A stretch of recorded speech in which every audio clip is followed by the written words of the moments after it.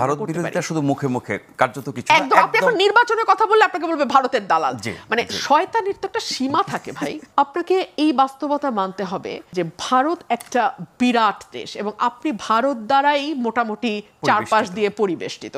So আপনি আসলে তার সঙ্গে কতটা বার্গেইনে যেতে পারবেন, নরমে গরমে তার কাছ থেকে কতটা আদায় করতে পারবেন, সেটাই হচ্ছে আপনার কূটনৈতিক দক্ষতা। এত ভারত বিরোধিতা করছি, ভারত বিরোধী এত শক্ত অবস্থান, কঠিন কঠিন কথা বলি, পুশিন থামাতে পারছি না, না আমি সীমান্ত রক্ষীদের থামাতে পারছি, না কূটনৈতিক প্রক্রিয়া থামাতে পারছি। কেন পারছি না? পারছি না এ কারণেই যে প্রথম যখন আমি ক্ষমতায় গেলাম, মানে বাংলাদেশে এখন যে সরকারটি আছে তারা যখন ক্ষমতায় গেল, তারা না প্রথমত তাদের অনভিজ্ঞতা, তাদের মানে মেজার করবার যেই দক্ষতা সেটা তাদের ছিল না, এবং সে কারণেই তারা অনেক রকম বড় বড় কথা বলতে পেরেছে যেটা সামাল দেওয়ার শক্তি তাদের নাই।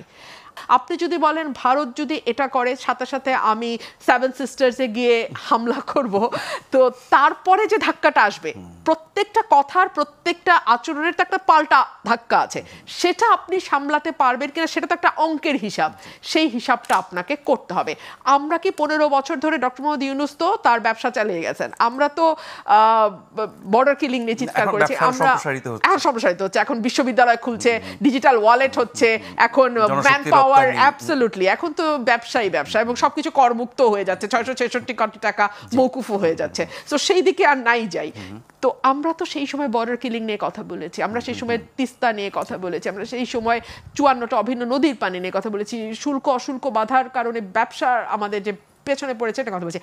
এই যে ডক্টর ইউনূস আজকে 10 মাস একটা চুক্তি কি বাতিল করেছে? এত অসম চুক্তি আমরা ভারতের সঙ্গে করেছি, একটা চুক্তিও কি বাতিল করেছে? করে নাই। ভারতীয়রা বাংলাদেশে ভিজিটার্স ভিসায় এসে কাজ করে এবং কাজ করে পুরো টাকাটা তারা হুন্ডির মাধ্যমে ভারতে নিয়ে যায়। এইটা তো একটা বহুল কথিত একটা অ্যালিগেশন ভারতের ব্যাপারে। এই ব্যাপারে সরকার কি ব্যবস্থা নিয়েছে? এই প্রশ্নটা ভারত বিরোধিতা শুধু মুখে মুখে, কার্যত কিছু একদম। আপনি এখন নির্বাচনের কথা বললে আপনাকে বলবে ভারতের দালাল। মানে শয়তানির তো একটা সীমা